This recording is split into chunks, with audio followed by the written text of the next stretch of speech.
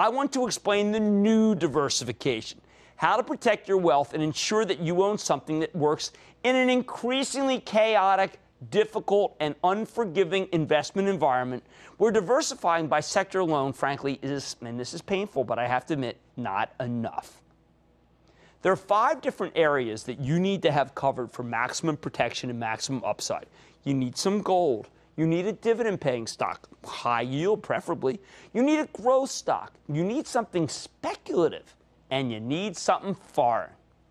Cover all 5 bases, and you'll have a portfolio that can win in any market, which is why I'm going to explain what makes all 5 areas essential and teach you how to analyze stocks in each one so that you can fill every position with the best possible names.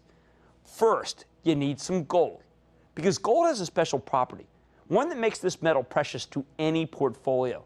Gold tends to go up when everything else goes down. Consider it your insurance against economic or geopolitical chaos, against uncertainty, against inflation, all the things that cause most stocks to decline, but also cause the price of gold to rise. I like to think of the gold position as a kind of stock insurance. Now, would you own a home without homeowner's insurance? No. You wouldn't own a car without car insurance. You shouldn't invest without some gold exposure because gold pays off when everything else fails. This is not about upside. It's about minimizing your risk to the downside, one of my hallmarks. At any given moment, there will be probably a whole host of sectors that are poised to outperform gold, but none of them work like an insurance policy. So, how should you own gold? What does it mean?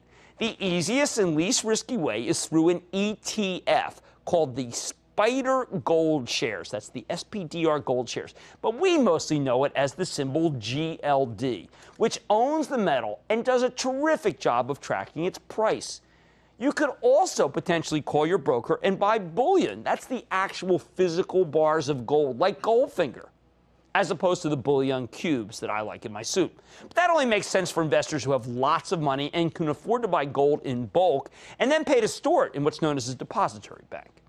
What about gold miners? If you pick the right company, one with low cost that's growing production, then it can outperform the commodity. But remember that it's not going to trade in stock with gold.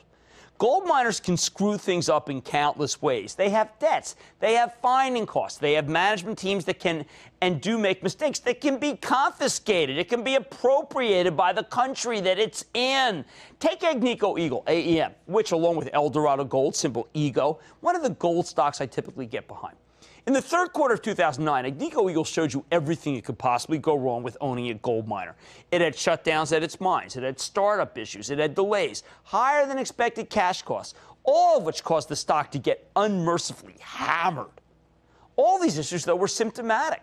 One of the very thing that made Agnico Eagle so attractive in the first place, it was developing many new mines in order to rapidly grow production. That's what drew me to it. Here's the lesson. If you're going to take a chance on a gold miner, you have to do the homework just like with any other stock and make sure the fundamentals are improving. I like to see low cash costs and rising production, which is why I do favor AEM and EGO. But don't feel compelled to try to pick a gold miner if none of them inspire confidence. The GLD is just fine as an insurance policy against inflation and against economic chaos. Here's the bottom line.